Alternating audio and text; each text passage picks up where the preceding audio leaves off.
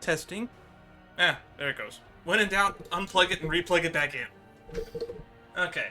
Well, anywho, sorry for the long technical difficulties. I don't know why my mic wasn't being picked up. I assumed it would have had something to do with my virtual cable, but it does not look like that is the case. And now it's showing up in my virtual cable, so apparently everything's working now. I hope you like the new soundtrack I have playing in the background, because I just wanted to mix it up a bit. Anywho, those of you who are here today, you know that it is the Monday after a new One Piece chapter came out. I was super busy because I hope everyone had a nice Easter, I guess, or did anything on the weekend with their family if they celebrate the holiday. I'm not super religious myself, but it's a big family gathering and I don't get to go to a lot of family gatherings. A lot of my relatives are getting up there in years, and you take every opportunity you can to go visit them, because you don't know how much longer you're going to have with all of them. Anywho, enough about my Easter stuff. I guess I can show off that I have like a big bag of Easter candy just sitting underneath my desk. So I might put some of that in my mouth and just let it dissolve into sugary paste. They're like sweet tarts shaped like little bunnies and little chickens, little chicks. But that's enough of me rambling on for 4 minutes. We haven't even talked about what we're here to be for today. Anywho, One Piece, chapter 1146, Motion in Stillness. That's an ominous title. But we got a new cover page here. And we are still in the cover page that seems to be going on and on. It never seems to stop. Ogre Child Yamato's Golden Harvest Surrogate Pilgrimage, Volume 31. I'll never forget the debt I owe you. I'll be your follower for life. Oh, this is mirroring, it's mirroring Kinemon. So we have Ulti pledging to Yamato, just like how Kinemon pledged to Odin. Then we have a bunch of background characters like Page 1, Tama, and the carpenter guy whose name escapes me. They're all just looking on and going, huh? But hey, you know what that means? We got Page 1 on Page 1. Yeah, that's always a win in my book. No more Wano rant today. I guess I've already hinted at it a little bit. I feel like I'm a little annoyed that this is ongoing. So some of the other streamers I follow had actually pointed out that if you actually took every single page, the cover page we've gotten in this Yamato Surrogate Pilgrimage, it wouldn't even filled up a chapter by now. Because normally we're just getting panels of what would have been in between. Like, literally, the panel we got before this was Ulti hugging Page 1, celebrating that he's not dead. And now we're just having Ulti turning around. We haven't even left the same room yet. And now she's turning to Yamato. It's like, literally, we're getting, like, one panel after one panel. Which I know technically that's what a cover page is. But for the most part, it feels like we could have skipped a few steps. Like, we had Yamato peeking into the room. A panel of just seeing who's who in the room. Then a panel of Ulti on a dartboard. And Page 1 being stepped on. And all sorts of other stuff. It feels like we've only gone through, in 30 pages of this cover story, we've only effectively maybe seen 4 pages of material. If each one of these was like a normal-sized panel square, these did not need to be as big as they are. We have very little covered off. Anyway, I said I wasn't going to do a Wano rant, and here we are going on a Wano rant for almost 2.5 minutes. So, let's just move to page 2. I want to find out why they're calling this chapter Motion and Stillness. Let's do a little bit of a chapter prediction before we turn the page then. Gunko has like an arrow fruit, so maybe it has something to do with that. As for Stillness, I got nothing. Maybe we're gonna stop the kids finally? Alright, page 2 and 3. Hey, oh yeah, we're immediately cutting to where we left off. Gunko had jumped onto the little Colin pirate's ship with Jimbei, Usopp. Is Chopper with them? I know that Nami is, and Brook is.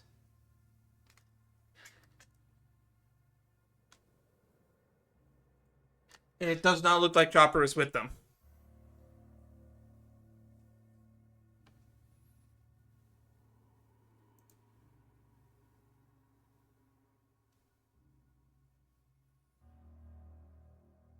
This music's pretty quiet. I can barely hear it.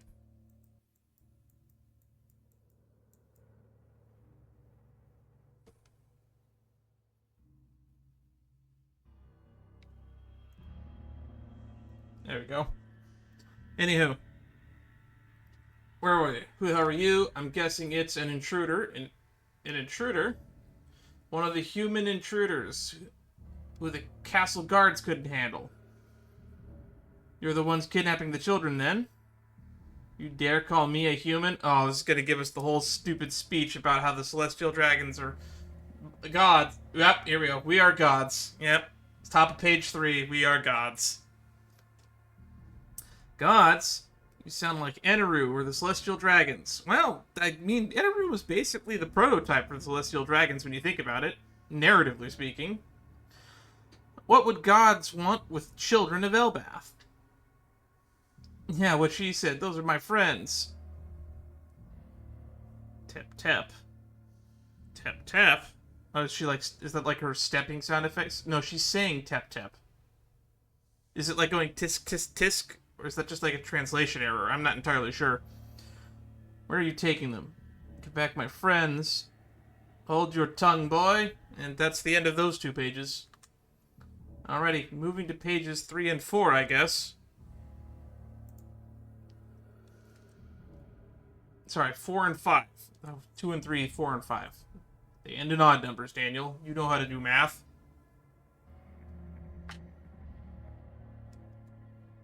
Oh, here comes Zeus. We prefer a simpler method, but the size of our options are limited. Or no, is that the dream lightning cloud? Oh no, we're just cutting our way to Ripley. Ripley and Frankie. So Ripley, Frankie, Lilith, and Bonnie have now met up with Nami's group. I think. Or no, it's just showing us what they're doing while, I guess, Gunko goes on her little monologue. So, we'd prefer a simpler method, but at that size, our options are limited. So they'll just have to walk. We'll take them to the Holy Land via an appropriate route. The Holy Land of Marijois? Are you a celestial dragon, then? What, you mean those ugly, annoying... Wait, Usopp called him ugly, annoying. You don't look like the ones I'm thinking of. Oh, Brook chiming in here. I suspected something above that. The Holy Knights. And she confirms it to the very same. Does that mean you're capturing all those kids to turn them into slaves? Uh-oh, she's shooting an arrow at Usopp. Hey, what's that arrow doing? You'll do no such thing. Alright, Nami's bringing out Zeus. Did you call for me, Nami? Why does it keep chasing me? Usopp is outrunning the arrow. Run away, Usopp. You're really good at doing that. Do what you do best. Alright, let's move on to page 6 and 7. Thunder Shark Tempo? What? What is that? I've never seen that ability. Did she make a thundercloud? Or I guess she turned Zeus into a thundercloud shaped like a shark. That's kind of cool. One day, the world as we know it will cease to exist. And she just diverted it and redirected it with a thunder arrow. And now it's going right back at Nami. Or so we thought. Run, Nami, look out.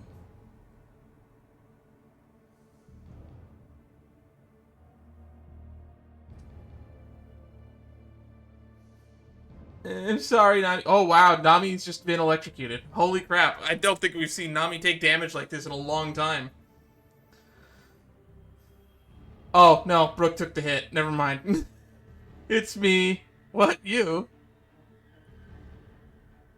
Thank you.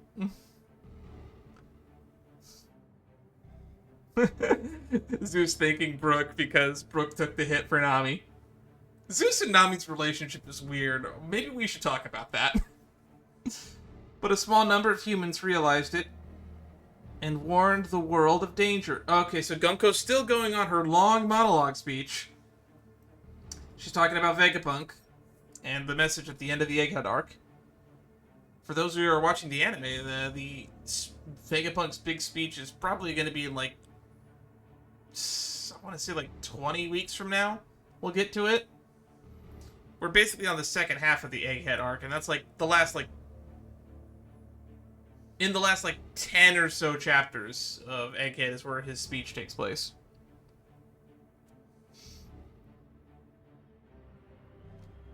Oh, Usopp gonna fire a shot, and that's probably gonna get redirected and shot back at him, too, on the top of the next page, right? 8 and 9. Oh! Oh, he just hit her! Bullseye! You thought we'd be intimidated by celestial dragons? You didn't have to be so gruesome, Usopp. I'm sorry, I don't mean to blow your upper half off. Oh, he blew the... Oh, literally. She's just gone. There's nothing from the torso up. She's like, maybe like... a stomach and legs.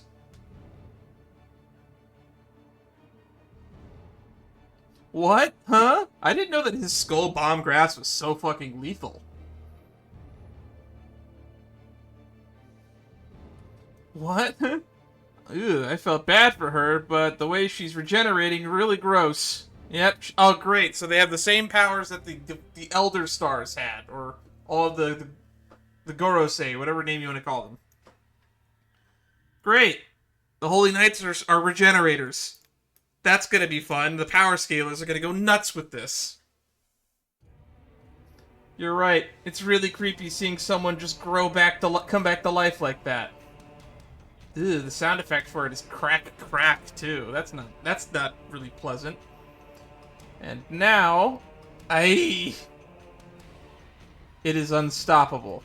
No one can stop it. I had a feeling these arrows were pointing towards the target of her attacks. We got this one, Usopp. It would be the height of folly to take a hit as predicted. Oh, so Jinbei and Brooke are going to attempt to intercept it. The countdown has begun. Alright, I guess we got to move to chapter... Okay, sorry, page 10, 11. Wow, we're a little bit over halfway through the chapter at this point, so there's probably only like 4 more pages. A vast war will ensue and drag the entire world into it. So this whole chapter is just going to be Gunko delivering a speech, huh? Not even paying attention to the battle she's taking part in. Got Dory and Bragi fighting more shadows. And Draugrs and whatever the nightmare things are. And which side the giants pledge their allegiance to will have a profound effect on the outcome of the war. Is that a fat Loki? I guess Luffy overfed him. Okay, that's funny. At least we got one more big gag out of the chapter before it ended. The whole world at war? That'll never happen. I wouldn't say that, Nami. So you're trying to seize control of Elbaph in preparation for it? By taking children as hostages? What cheap cowardice. I perform my duty as commander, but it could be all for nothing. The lives of a few children might as well be trash to me. I do not understand the concept of hostages. What's wrong with you? You got a few screws loose? I'll fight you. Good luck, Colin. If Usopp's bomb grasp was capable of disintegrating half of a human being, apparently, I didn't realize his skull bomb grasp was that freaking lethal. It always looked like it was just a big shockwave of dust. Or pollen, I guess. Colin versus Gunko. Top of page 12. Let's see what we got. Oh, he's being strangled with the arrows. That was fast. I guess Colin versus Gunko fight over. Oh, here comes Jinbei with the 5,000 brick fist. Gavolt. Brooks taking a fencing stance. And she both dodged and put 2 arrows at Jinbei and Brook, making it so that their attacks hit each other. Gavolt Alo.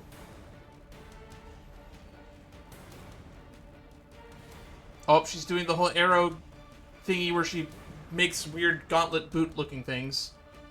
That's a kick coming at Nami's face. Take this.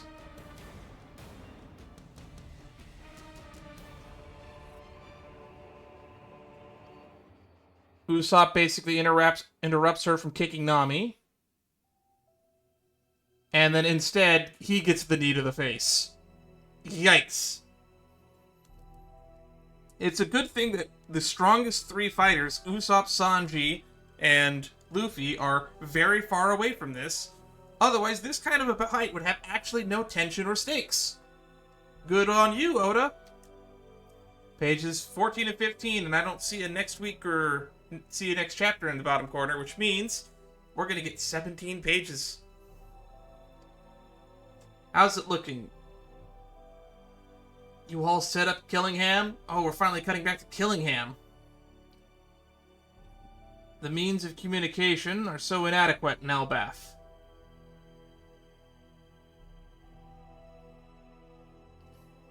No kidding, but it seems like every village and important facility has its own transmission tool.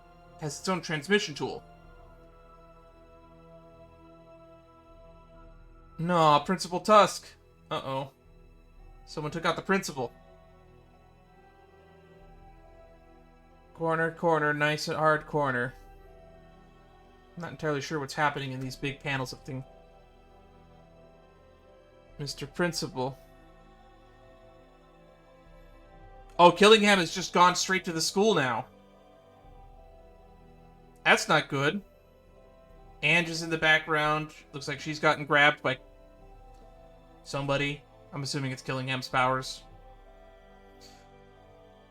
I can't move. Yes, that's because your body has been slumbertized. What? Slumbertized? It's this big one, right? I've never heard of a transponder pill bug. Try talking through the transponder stale, Sommers. This should send it all across Elbaph. Alright, I'll give it a shot. Okay, looks like we're getting a speech from Sommers. Just give me a minute first, Killingham. He's almost down. Oh! Oh!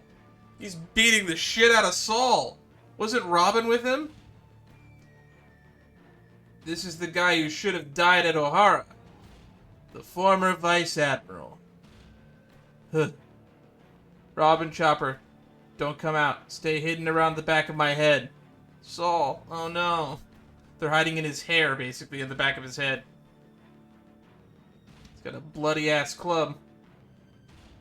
Gotta help rescue the children for me. You gotta. Yeah. Come on, fall forward.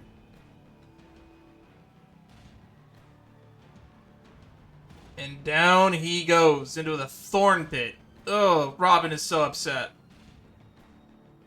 Schools? Libraries? What kind of peace-loving nonsense is this? You people are warriors. You're going to use the vicious, violent power that once terrified the world in service to us as mercenaries. Isn't that right, King Harold? And then stupid Harold had to go and screw it up. Ooh, and that's where we end the chapter. Chills. Somers is the villain of this arc we need. Somers is giving me chills. Gunko is just standing there menacingly and occasionally throwing a punch and a kick.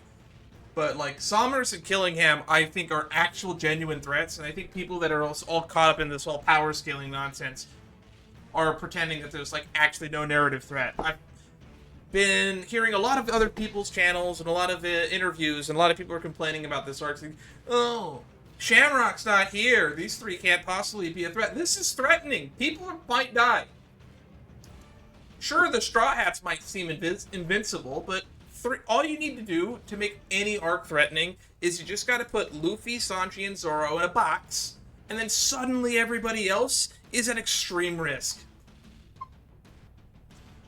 The Straw Hats are really scary, but all of them are not equivalent in strength. The gap between, like, Frankie and Sanji is huge. There's, like, a lot of risk that they have to deal with.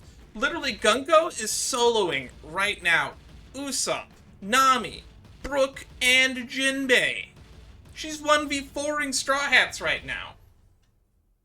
And she's winning. And then on top of that, we get the reveal that they all have the same regeneration powers that the Gorosei had in Egghead.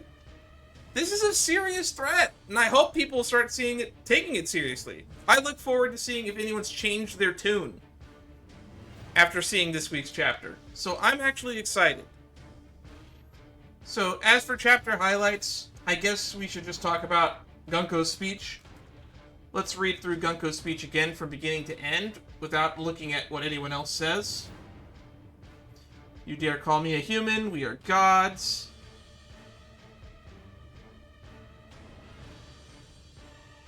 Hold your tongue, boy. We'd prefer a simpler method, but at that size, our options are limited.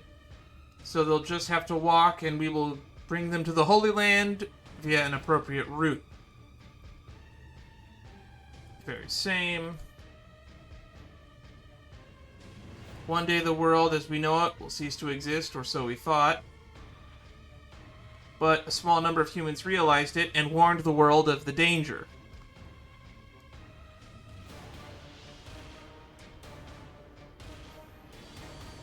And now, it's unstoppable. No one can stop it. The countdown has begun. A vast war will ensue and drag the entire world into it, and which side the giants pledge their allegiance to will have a profound effect on the outcome of the war.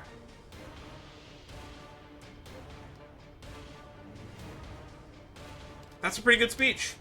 Then we just have combat. Killingham has taken over the school, and Somers is 1v1ing Saul. Which, not to talk about this, but Somers fighting Saul and Robin, that's a horrible matchup for Robin. Because, as we've learned throughout the story, her powers, if her generated limbs get hurt, she gets hurt. And a guy that puts thorns everywhere is a huge risk to that.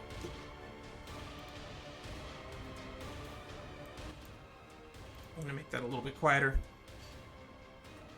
So this is going to be a very exciting next couple chapters. Predictions for the future? I guess Robin and Chopper are going to probably have to sneak away. Saul might actually die. I kind of hope he doesn't, because it would be really kind of shitty to just have his first death, which I actually never said that he died in his first scene, to be honest. I said, hey, he could have lived through that. And it turns out he did. I felt really rewarded saying that he didn't die. They didn't show his ice statue shattering. So I always held up hope that he was alive. But this time, if they kill him on screen and we see him, like, bleed out, I don't think he's coming back from that.